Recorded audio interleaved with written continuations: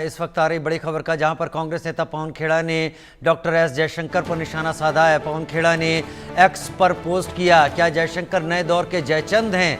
ऐसा पवन खेड़ा कांग्रेस के नेता ने एक्स पर पोस्ट किया है और ये लिखा है, क्या एस जयशंकर नए दौर के जयचंद हैं?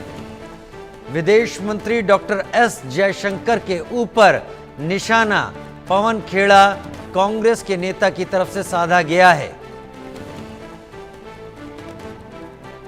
और यह लिखा गया, क्या वो नए दौर के जयचंद हैं? पवन खेड़ा कांग्रेस नेता का विदेश मंत्री डॉक्टर एस जयशंकर पर निशाना, एक्स पर पोस्ट के जरिए एस जयशंकर पर निशाना साधा।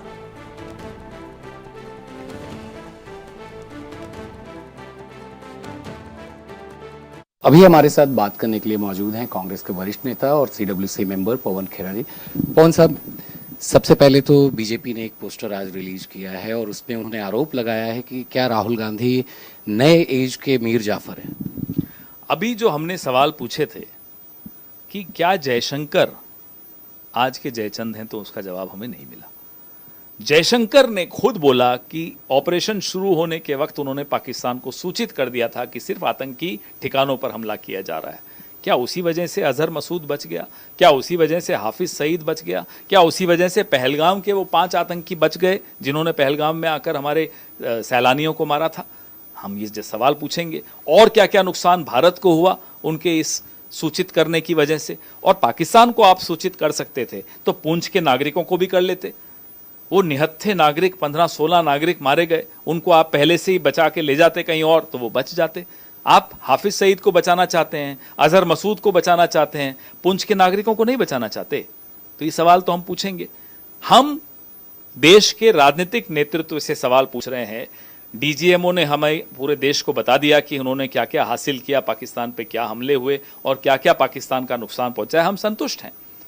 हम तो ये कहते हैं कि डीजीएमओ की बात सुनने के बाद कि अगर उनको 2-3 दिन और मिल जाते तो हम पता नहीं क्या क्या हासिल कर लेते। लेकिन अचानक सीज फायर क्यों हुआ? अमेरिका के दबाव में हुआ।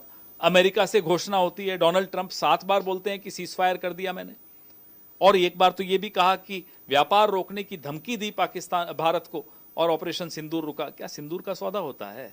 हम होने देंगे और हम सवाल नहीं पूछेंगे। हम पूछेंगे पहलगाम की विधवाओं के सिंदूर का न्याय मिला या नहीं मिला, हम पूछना चाहते हैं।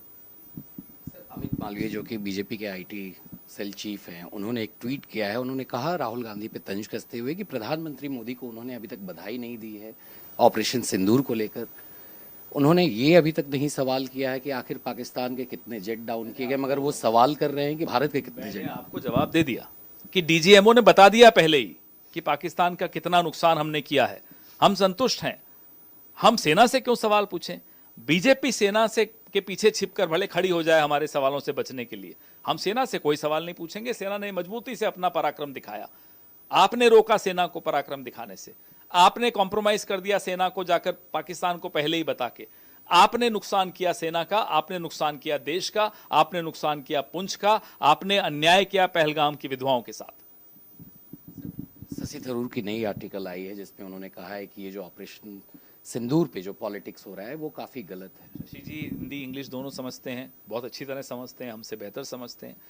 मैं उनसे आग्रह करूंगा बीजेपी को ये बात समझाएं कि जब पूरा देश सरकार के साथ खड़ा था तब भी बीजेपी कांग्रेस पर हमले बोल रही थी। बहुत बहुत शुक्रिया सर बात करने के लिए। तो ये थे पवन खेड़ा जी। कैमरा पर्सन दीपक के साथ आनंद सिंह, ITV नेटवर्क, दिल्ली।